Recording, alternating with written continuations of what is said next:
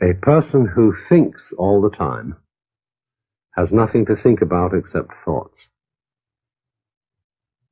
So, he loses touch with reality and lives in a world of illusions.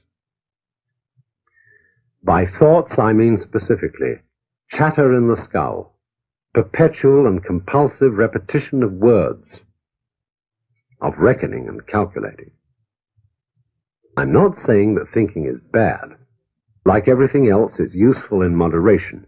A good servant, but a bad master. We confuse signs, words, numbers, symbols, and ideas with the real world. Most of us would have rather money than tangible wealth, and a great occasion is somehow spoiled for us unless photographed. And to read about it the next day in the newspaper is oddly more fun for us than the original event.